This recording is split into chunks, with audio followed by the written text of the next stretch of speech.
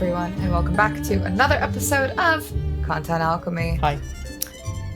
I am your co-host, Shelby Hagerdon, and I'm here with the other co-host. Hi, my name's Matt. I wasn't ready for that. You never started this show like that before. I know. I'm keeping you on your toes. My name is Matt Vojacek. I am a Virgo. Nice. And I'm a Libra. Yeah. I don't know what any of that really means. If Melissa was here, she would start going into a whole Melissa thing. could tell us. She's always like, oh, I don't pay attention to that stuff, and then she'll like go on to read your like future That's for so the next true. year and a half. So it's really funny. It's like we're gonna get a palm reading from Melissa. Right. She's like, oh, I don't believe in this stuff, but if I did, But so we should do. We should have like tarot reading with Melissa on here. That'd be fun. There's so many times where she's like, "You're such a Virgo," and I'm like, I don't even know what that means, but you are a little bit of a Virgo, though. I'll attest. It's that kind of. It's a little obsessive, organized. We're in it. You got some Virgo tendencies. That's okay. Libras are always just like, you're all vain. It's like, oh, okay, well, great, thanks. I mean, you're not wrong, but I don't know. Here we are. I don't know about any of this stuff. You gotta love a Libra. We're typically the favorites. I'm just gonna be really honest. So we're not very humble. That's fine. Very vain, you say. Very vain. All right, that's what we're discussing today. Content zodiacs. Right. That's a great idea. We're stealing that. We would have to get Melissa on for that one, I feel like. Made by Things, copyrighted, content zodiacs. Thanks. This could be a thing. Yeah. All right. Nobody steal it. Okay. Today, guys, we are talking about content in 2025, the mid-year review. Okay. Not technically a mid-year review. It is August. But I think that considering the way summers typically go, summers get a little bit slower, everybody's on vacation. I think that we are now in a good spot. I think everybody is in a good spot to be talking about what we have been seeing for the first half of the year and what we will be looking forward to in Q4 and what we should be thinking about for Q1. So, let's do this. God, it's so weird for me to be talking about things in quarters like that. I'm just not that type of person, but I am today. I am, Ooh. so it's... You are. That is very much... I look at every year almost like a football game where it's like first quarter, second quarter, third quarter, fourth quarter. I don't know. It's a good way to organize. Yeah, there's a different story for each quarter every single year. So. All right. Let's do this. What have we been seeing? What discussions have we and others been having about content in 2025? Now, we're going to talk about content, branding, and the industry just in general as well. We're going to start with content, though. Some things that we've been seeing from a content perspective of whether it's been discussions we've been having or there's things we've been hearing from other studios or things that we've been seeing out in the world in general. A lot of paid ads, things that we've been working on. Underneath that paid ad, kind of seeing, brand films, slight explainers, but never too explanatory. Testimonials, case studies, things of that nature. Lots of consideration for new initiatives and products. I think part of this is going to get into us a little bit talking about branding, but a lot of, just new ideas coming out. And I think that also kind of comes into consideration with AI and also, I guess the aestheticism of humanity, it almost feels like, of which way we're pushing things. I think there's a lot of new initiatives in both directions from a more tech-centered and a more human-centered focus. Seeing a lot of that. Events and in-person content. That's another big thing that we've been noticing. And again, we'll talk about all of these in more depth. But events, again, we're out of 2020, coming out of COVID. More people want to get together. Something else. Short creative content for social media. It's still killing it. We're all there. We're all watching a million ads every single day. So that's the big things for content. So let's start off with paid advertisement, Matt. How are you feeling? What are you thinking? Yeah, I mean, all the things that you listed, like, it's definitely something that we've been seeing a lot at Made by Things as far as project requests go. Not terribly different from any other year, but paid ads is always one of these things where, I don't know, it gets weird sometimes, where it's like, okay, are you just trying to put your logo on a 5-second video and like trying to make people aware of your logo? Are you trying to say anything? And I feel like there is a little bit of a tide turning when it comes to paid ads, where there's just a crazy saturation of paid advertising right now, especially on social media. Yep. And it's very easy to ignore at this point. So anytime that we get people lately coming to us with paid ad type content, it is with the intent of like, all right, how do we take this or take this opportunity and really make the most of it? Like, let's not try to rush and just, make an ad and push it out and see if it works. Let's actually take our time. And I think it is a realization that there's just more of a value placed on quality than quantity.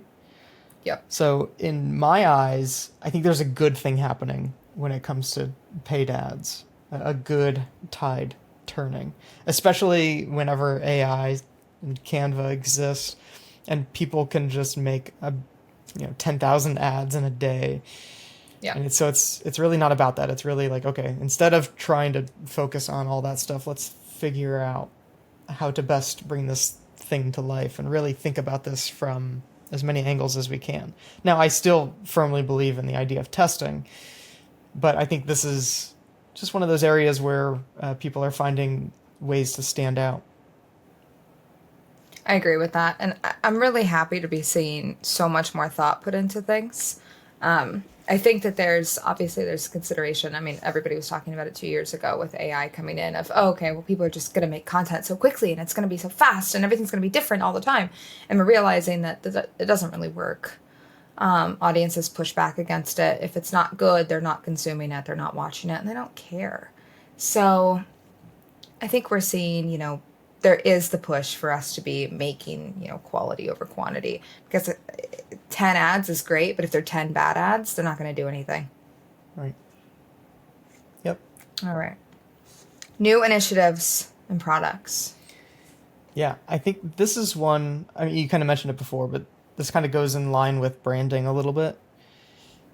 We're in a weird time right now, right? This year has started off very weird. A lot of that is probably based on just politics. Yeah. But those politics have leaked into the business world, and a higher level of uncertainty as far as like what is actually going on right now. If things like tariffs are going to make products cost higher in the near term, maybe we focus a little bit more on the long term. Yep. So that's what I believe we're also seeing from a lot of brands, where instead of focusing on campaigns, a lot of the requests that we've been getting lately are much more focused on branding or just a lot more of like new products and stuff like that. Things that will either be launched like later this year or next year. Everyone seems to be a little bit more focused on like, hey, let's just let all this stuff work itself out this year. Yep. I don't think that's what's going to happen. I think it's going to take 3.5 more years for things to start working out. Agreed. But either way, everyone's just kind of craving stability right now. And I think it just seems like a risky move to try to push product right now. So that's what's forcing a lot of people to just focus more on those initiatives and products and brands. Well, in a space of economic uncertainty, it's irresponsible and almost like at times a little insulting to be trying to push new products to your consumers. Right. Okay, yeah, I know you guys have no money, but here's this new exciting thing that you can all be jealous of. And, it's just being able to recognize your audience and meet them where they're at. I mean, yeah, I mean, with a lot of the new products as well, I mean, I think there's a lot of thought being put into, is this something that can be tariffable? Is this something that will be affordable in a year? Is this something that will make sense in a year, that people will even be interested because trends are moving so quickly on top of it? So there's a lot of things to consider in that. But I do think, too, part of this new initiative is podcasts. We're seeing more and more podcasts, which, I mean, here we are, we're doing one. I think obviously podcasts have been on the rise for the past 10 years. Everybody seems to have one. But there's a lot more brand-centered podcasts, which I think is very cool. We've worked on several. And they're all very interesting. And I think it's a great way, too, for a lot of these brands to be humanizing themselves. And even, I mean, television shows, everybody has an accompanying podcast now along with it, especially a lot of the bigger shows. It really humanizes those that are working on those shows, humanizes brands, gets you to have a little bit of a behind-the-scenes peek, which I think is something people are desperately craving now. We all want to know, how the sausage gets made. We all want to know the personalities of the people leading us. So I think that's also part of this initiative, is just understanding how things work. I think the audience is really interested in that, which is cool. Yeah, I mean, we've seen a lot of like brand podcasts. We've seen a lot of weird ones that just are really not good. But like you said, the best ones are the ones where you're just kind of like opening up the curtain a little bit and inviting people behind the scenes and having real conversations. Yeah. Maybe the right way of kind of putting this, and maybe this is another trend that we're starting to see. I mean, I think this is a trend that I feel like we're just at the beginning of, is communities and community building. And I think that it's always been a thing, but it's just been very underrated. But now we have a better way to be able to do that. And the thing is, you can't build a community unauthentically. It won't work. Yep. So the brands that are able to build communities around them, I think, are going to win. And I think that kind of goes in a million different directions as well with community, because even from a political space, there's a very big emphasis right now on being actively involved in your local communities, no matter, what side of the aisle you're on. It's really being involved with the people that are around you. So even going up from a high level political sphere down into brands, into, just local initiatives too, is so fascinating. And to have that added into an internet space, right? Mm-hmm. Because, I mean, we were all in like an AOL chat room at some point, right? We're all here, we're all in a community together. And I think we're seeing that push back into it, because you can go on TikTok and you can be part of a community of millions of people. But if you can get into a sphere of, maybe 10,000 people, maybe 500 people, it's a lot more, it's a lot more intimate. I think that's nice. Yeah, for sure. Especially on the B2B front, where it's like, hey, we don't need to try to get our company in front of 300 million people, right? Like, yeah. I don't know. Maybe this is like a trend for small, medium-sized businesses, potentially. But just, that idea of like, hey, this is our group of people that we work with, and here, this is the community that we have. Yeah. Definitely something I'm seeing a lot more of, again, on the smaller side of things. Large companies, they're sponsoring events and stuff like that, but they're not really putting any events on of their own, really. And let's talk about that with events and in-person content. From that perspective, too, the bigger brand versus kind of the smaller companies. Again, I mean, that is community. It's getting people together. We've been working on a lot of different things that have to do with events, getting people together, celebrating each other. Because, I mean, we haven't been able to. We haven't been able to be in these spaces. I mean, a Zoom celebration is fine, but you're not meeting anybody. You're not getting to have those great conversations. I mean, we were just talking about this the other day. I was not able to go on our Made by Things retreat but I heard so many wonderful things about it. And one of the big things is people are together, they're having conversations in between where they're walking places where there's, there's other things going on. You don't get that in an internet sphere, right? Right. You don't get that on Zoom. So being able to have those in-person events, I think we're really seeing that emphasis on community, and the content that's coming out around it is it's fun. It's fun and it's inviting and it's welcoming. It's a little exclusive, right? Because it's great to keep it a little exclusive to be part of the cool kids table, but it's very welcoming. Yep. Yeah, I think that, I mean, we've had at least 4 or 5 project requests this year that revolve around either events or in-person content in general. Mm-hmm. So it does seem like, and even doing our own events, doing content adventure now, we've done Yeah. a handful of those events over the last year. And every time that we do it, we're seeing firsthand, people are saying, like, wow, this is like really great to just like get in person again. It's like, Yeah. after COVID, it really, we forgot that that was even a thing. I always thought events were a great part of just community building in general before that. And then once that happened, we were there too, trying to figure out, okay, how do you have a community? How do you do events just online? And it worked in that moment, but it's just different when you're really in person. Well, Yeah, and I think that a lot of brands are starting to realize that, starting to get more comfortable with that idea as well. And it was really only a matter of time before we got back to it. But it's weird to think that something that's in the old playbook is now in, like, at the forefront of a new playbook. yeah. Yeah. Well, we forget that humans are naturally very communal creatures. We're not supposed to live alone. We're not isolated. I mean, it just comes down to just base biology, of just how we're constructed. So for us to be naturally forming communities, it just makes sense. So, as we talk about all the time, a brand is a living, breathing thing. Let that living, breathing thing be part of the community. It's just natural. It's just human. So. Yep. Agree. All right. Short creative content for social. I think this is pretty clear. But we have been seeing a lot of different types. We've talked about this before of just shitty content. Yep. And how great it can be of something that's very memeable, versus things that are, it's beautiful, brilliant stories put together in, great ways. That's stuff that we really care about.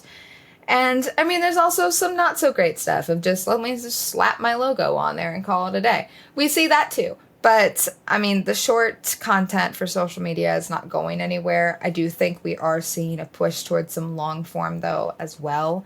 I think we're kind of in a good combination spot right now. We'll talk a little bit about mid-length content and what we think about that. But that 30 to 90 second range seems to be the sweet spot currently. Yep. I think this is another one where we've gotten a lot of requests, a lot of interest in the idea of doing more short form social media content. Mm-hmm.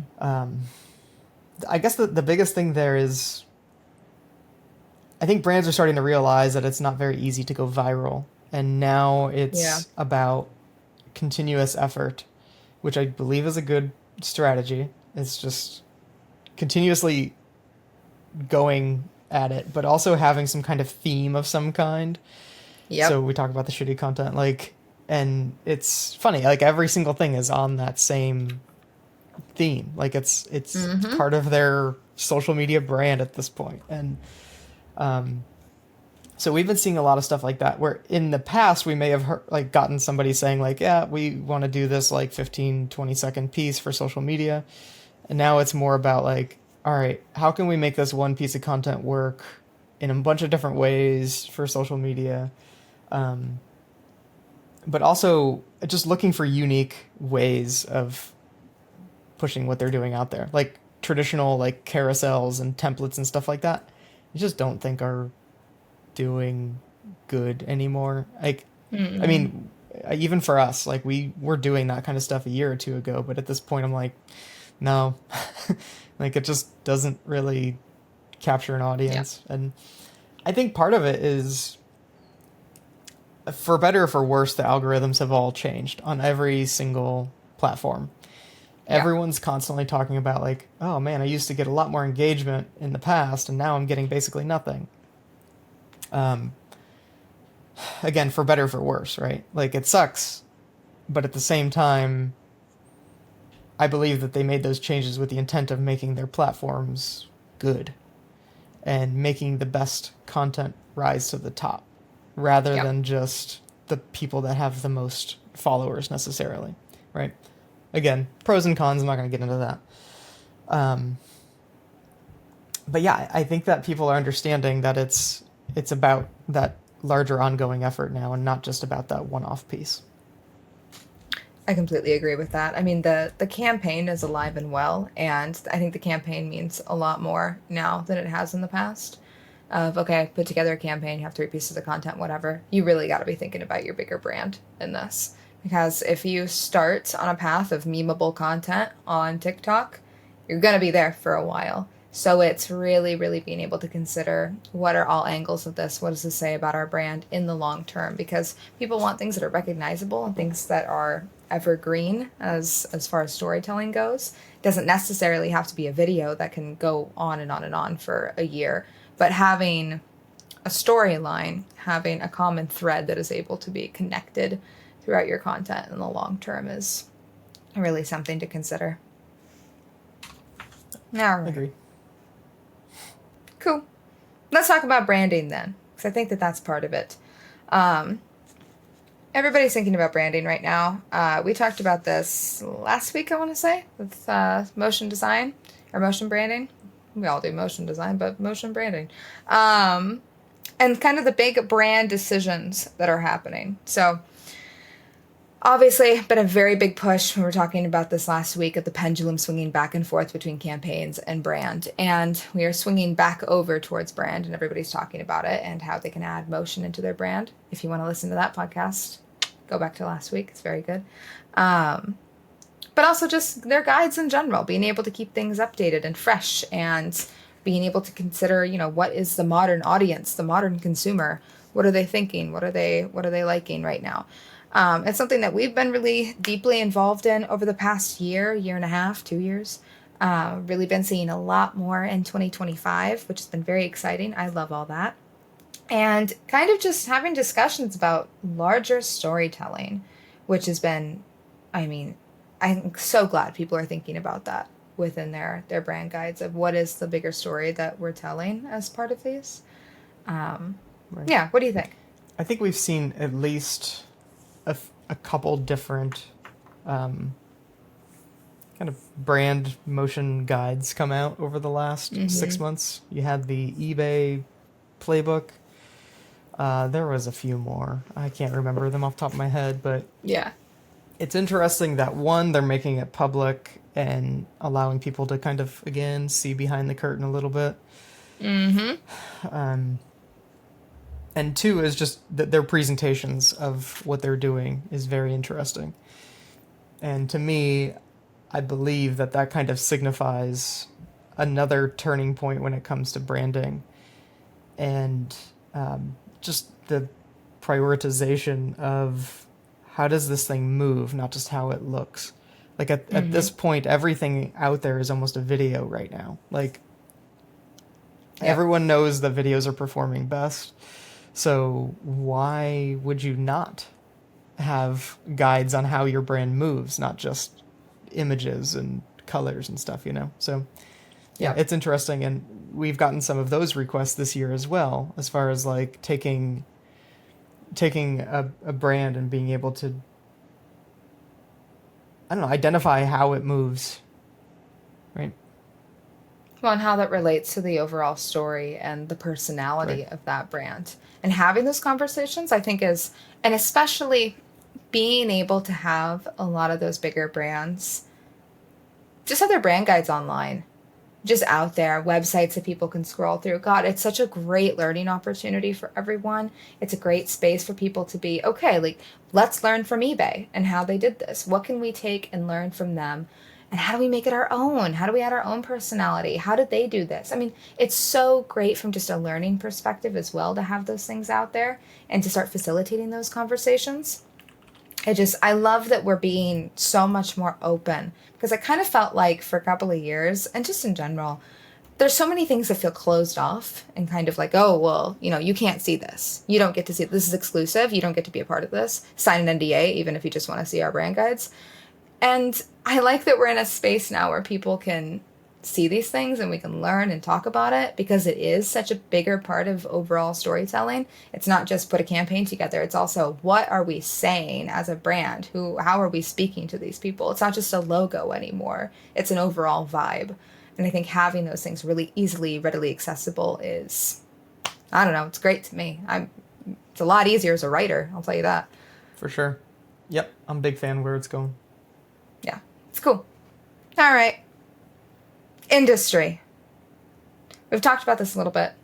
There's some uncertainty, economic uncertainty. Obviously, you're going back to branding about, what is a campaign going to look like in the future. We need to go back and reassess how we're speaking to people from a base storytelling level from the branding perspective. So there's some uncertainty right now. How are you feeling, Matt, about how people are responding to the uncertainty, both from an economic perspective and kind of a storytelling perspective as well?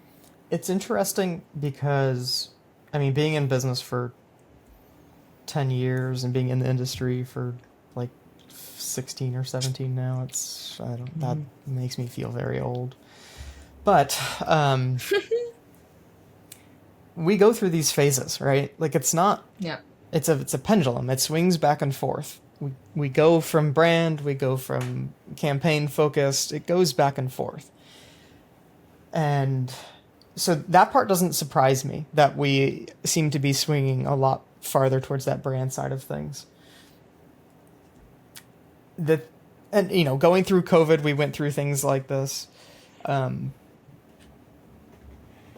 trying not to get political here, but this chaos is a little bit different. Yeah. Because it almost feels like businesses are being attacked a lot more.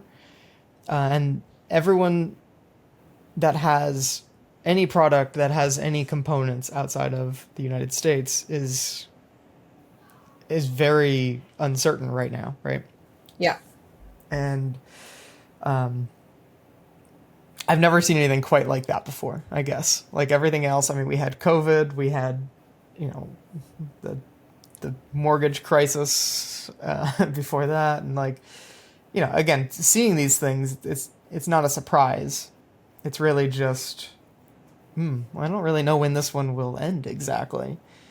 I'm hoping that it's not the end of an era, but what we can say is, from our side of things, the year started out with significantly less project requests than we've gotten in the past. Yeah. But I would say within the last month or two, we've started seeing more requests than we've seen in the last couple of years. Mm-hmm. That can mean one of a couple things. Well, one, it means that marketing teams are busy, right? And we are a small sample size, so this is just a general statement here. Like, this isn't like a blanket statement on the entire industry. It's just what we're seeing. Yep. So what I believe is happening is people are sort of brands are embracing the uncertainty and understanding, like, okay, this may go on for a while. We have to do business still. So how are we going to keep moving forward? Mm-hmm. A combination of that, and we're getting closer to end of year now, and people are realizing that, okay, well, we have these budgets that we've been afraid to spend. We got to do everything now within the last few months. Yep. That is also not uncommon. That's a normal thing to have happen. But when you pair that with just kind of the economic uncertainty of the first 6-7 months of the year, that's just kind of where we're at right now.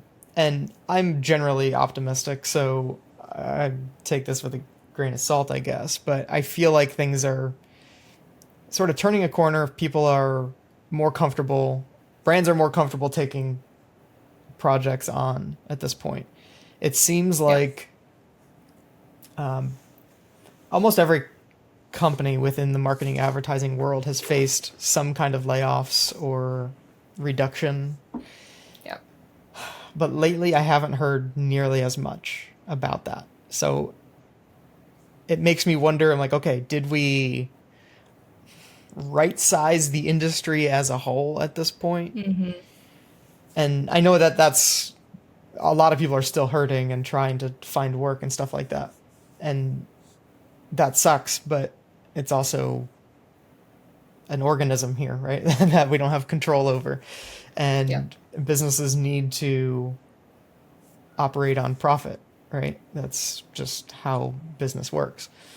Yeah. So I don't know. It seems to me like that's sort of what has happened. And like my hope is that we've seen the worst of it and now it's time to build forward. A correction, I guess, of sorts. Again, I know that's could feel hurtful for a lot of people, but that's, again, the business term that we would use for what just happened. Well, and it makes us hopeful too for, okay, if there have been changes, what is it going to look like in the next year? Will there be more opportunities, different opportunities for people to be able to come back and do some different, cooler things, hopefully? Because, it is always evolving. There's things that are constantly changing. And I think it's just always, for me in general, it's never the right response to just panic, right?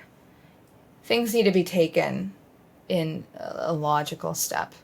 You can't just, okay, lay off everybody, get rid of everybody. Right. But it's also not, oh my God, it's everybody's fault and it's AI's fault and it's this. And like pointing fingers isn't a constructive use of time either. So neither one is a very, it doesn't help anybody. So it's really being able to sit here and think about things logically. And I think we've gotten to a point now where we can kind of get past the panic of the first part of the year and focus on what the next year is going to look like. Even just for the next quarter, what it's going to look like, because there's been so much uncertainty. It feels like nobody can even think about things in quarters at this point. It's just kind of month to month. But I think we're getting to a slightly more level spot. The panic is subsiding in areas where we can kind of take things a little bit more head on, think about things a little bit more logistically. We've had time to kind of gather our eggs in a basket and push forward. But also, that could change in a moment based on tariffs or, God, even cancel culture at this point of, how people are discussing things. There's a million different factors that could change that. But I think right now in the current state, as things are on August 6th, 2025, I feel like we can be stable for today. Yeah, I think a lot of people, I believe we talked about this at the beginning of the year. A lot of people say AI is taking the jobs. I don't think that's what's happening, not yet anyway. I think that AI is the response of that AI usage right now is the result of reduced teams trying to make the best of the situation that they're currently in. Yeah. And they're like, well, this is all I have budget for at this point, so I have to try to make it work. So I don't blame them for trying to find the tool that's going to help them in a time of need. Yep. But I think we're also seeing that AI is not there yet. And the audience isn't there yet. Right. To be accepting of it. They're not ready to accept, right. generative art. Right, but when we're talking about building communities and authenticity, it's the exact opposite. It's literally a machine creating something. I don't care how long your prompt was. When you have a machine, you didn't make it. Yeah, when you have a machine generating something, that's almost as inauthentic as it gets. And again, I'm not going to say it doesn't have its place in the industry, but I think that just really needs to be thought about. Yeah, we see things like, maybe you're going to bring this up in a bit, but when I look at the first 7 months of the year, just kind of at a high level, and I think about like what were the pieces that got the most attention. I think about the AI influencer that was at Wimbledon, like that whole thing. Yeah, I was just going to bring that in. Yeah, right. It's honestly, it's very interesting. Yeah. I'm very curious. I find myself as just like a spectator in like, what's gonna happen next? Like, how this is weird, right? Like it's, but like I see things and I'm like, okay, she is obviously enormous. Like she's like 8 foot tall next to this person, and like, is Yep. nobody gonna say anything? Like I'm not being picky here. I'm saying that like this is so fake and like just everything down to like the poses and like Yep. all this stuff. It's very fake. So as an experiment, I think it's very interesting. But as like an AI influencer, that's so ridiculous. Well, even like it's always weird for me because I mean, obviously, I'm following makeup, whatever, or like fashion things. Like I'm trying to figure out where we are, and seeing an AI body. I don't know how that's going to look on me. I'm not going to buy clothing from somebody that's the AI, like the clothing itself is made from AI. Or, I mean, I've seen the number of AI influencers I've seen talking about makeup is insane. So we're going to talk about foundation on fake skin. That doesn't Right. that doesn't equate. It doesn't work. So really being able to have those. I mean, I've seen some things for like various drink companies too. Of oh yeah, we have this AI influencer. They're not saying that this person is AI. They're just there. They're just hoping that people aren't looking too closely at the movements or the speaking pattern. But it's fascinating to see really really human products trying to be sold with an AI influencer or an AI thought leader. Right. It's very interesting about how like we're not supposed to have advertising for like this is quotes here, the perfect person, right? Yeah. And I feel like a lot of work was done to kind of get away from that. Like, hey, it needs to be much more real. All the Yeah. photoshopping of magazine covers and all this stuff. Like, I feel like things were heading in a better direction. And then all of a sudden we have this crazy spike back up. I mean, to two pieces of advertising. One is all this AI stuff, and then the other is the Sydney Sweeney stuff. I know you're going to go there. Yep. Go on. Take it away. Okay, this is the thing that's so fascinating to me because, okay, if we can't accept an AI person, right? Okay, that's one thing. But the Sydney Sweeney stuff, we've pushed so far away of, okay, we need to have diversity. We need to have people that look like, human beings in here that are, representative of the people. Sydney Sweeney is a real human girl. She exists in the world. You can go and see Sydney Sweeney in person. She is not AI. And yet, that's not right still. Right? Because it is saying that, okay, I mean, talking about the genes, okay, Sydney Sweeney's genes are perfect. What does that say about the rest of the population, about these other people that are buying these genes, right? It's fascinating that in a world where we're not even accepting that like Sydney Sweeney, a real human person, is representative of the human race, right? Of this population, which obviously she's not a single representative of the human race.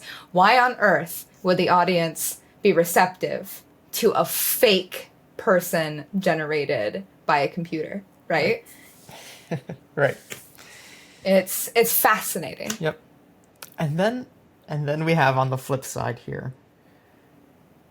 And I don't know if this was planned. I don't know if this is a conspiracy of some kind, but we have the Coldplay kiss cam stuff, right? Amazing. I was thinking about this, and I read a post recently that they were like, hey, I think this was all planned. And truthfully, I don't think it was, but if it was, this was masterful on some crazy level of getting this attention for this company that, this thing has been seen many, many millions of times. Oh, yeah. There is a dollar amount that you could attach to the impressions that this company has now received, right?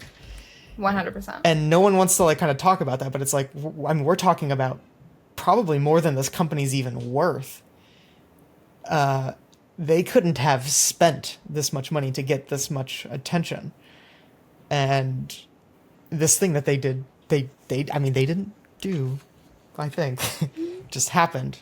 go on. Allegedly. Go on. But it is fascinating too, because they were able to get Gwyneth Paltrow on the phone so fast. Right. Maybe a little too fast. Maybe a little too fast. And for it to be, the ex-wife of the lead singer of Coldplay, it's a little petty. It's brilliant. But God, it's genius. It is so genius. Right. And I don't know. I mean, I love a good bit of tea. So if that was done purposefully, I mean, God, I was the audience for that. So I was living for that. That was so interesting. And the response, everybody's response has been so wrong in every single way, except for the casting of Gwyneth Paltrow as a brand ambassador. That was the perfect response. And Coldplay's response has been perfect. Yep. It feels just a little too orchestrated. And if it wasn't, I mean, the gods shine down on that company, but man, I don't know.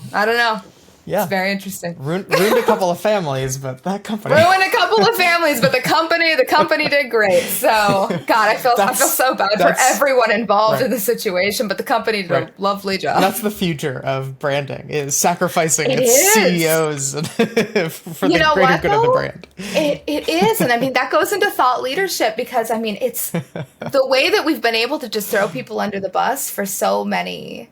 I mean, that's cancel culture, right? Yeah. And that goes into the uncertainty of what the industry is going to look like. So, I don't know. Yeah, I guess, just as a whole, I feel like it's a very interesting time, though. Like, I don't think we've ever seen stuff quite like this where, I don't know, we always say, like, don't try to go viral, just be consistent. But we're seeing some of these things going viral that it's just on a different level altogether. And it's just a personal level. Right. And it's creating conversations that are big, huge conversations that everyone can have an opinion on. And I don't know. Again, I don't think that you could plan that. I don't think that was it American Eagle with the Sydney Sweeney stuff. I think it was that. Yeah. They couldn't plan for this level of attention. I don't think it's that great of an idea, to be honest. Yeah. It's kind of clever how the wordplay, whatever, but like they didn't see it turning into the conversation that it did. And even if there's negative attention on it right now, it's still attention. And I don't know. Well, I mean, it's a very clear callback to the Brooke Shields, Calvin Klein jean ad from the 80s, which, I mean, is one of the most controversial ads ever created. You have a 13, 14-year-old girl in this advertisement that they're obviously exploiting. So for there to be a callback to that, they knew there would be a response. But I don't think they expected this response. No, but if you ask them again today, would you do this, knowing the response, they would say, hell yes. Yeah, because I haven't been talking about American Eagle jeans. I am now. Right. Yep. So I don't know. It's weird to say that viral content is a trend because it's just not really something that you can just recreate. Mm-mm. But I feel like this is kind of another start of something else. People are seeing this and they're going to try to create it on a larger scale. And I don't like that. It's a bit manipulative. Controversy. Yeah. But I mean, they're going to do whatever they can do, you know? Well, it kind of goes back to the snake oil salesman, right? It's kind of controversy for the sake of controversy. Get people talking about it. Everyone in the town square, right? Shouting. And I'm hoping that we're able to... I don't want us to go back into that spot. I mean, there's some genius stuff that you can do with it, but I don't want us to go back into a position where it's just fake, you know? Because I think we're better than that. I think we're more evolved in our marketing than that. But I could be wrong. Yeah, I mean, same. I'm more worried about that than AI. 100%. And yeah, and maybe they're one and the same, potentially, but it's this idea of just like, can we think about the impact that we have on the world around us a little bit. Mm-hmm. If you hear all these bumps and stuff like that, my kids are just jumping up and down in their beds above me. It's great. Anyway. Matt's really excited for the start of school. Oh my God, we are 1 week left. We are almost there. Nice. We need to get these kids out of here. Yep. Anyway.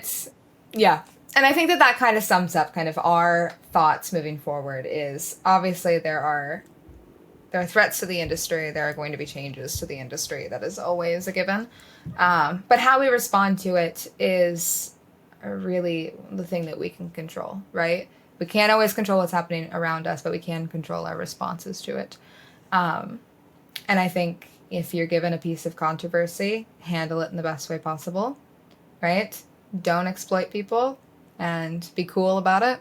I think if you're handed, zero budget and you're going to have to go down the path of AI, handle it in an intelligent way, get people involved that are, aware of audience and how, the response of audience, have a good strategist involved, and also just get people in, having real people from real studios involved that's the way to go. It doesn't get more real than that. Doesn't get more real than that. Anyway, let's let Matt get back to his very busy household today. Kept him too long away from his parental duties. Yep. I'm going to have to tie these kids down. Listen, just to be clear in public area here, I'm not actually going to tie them down.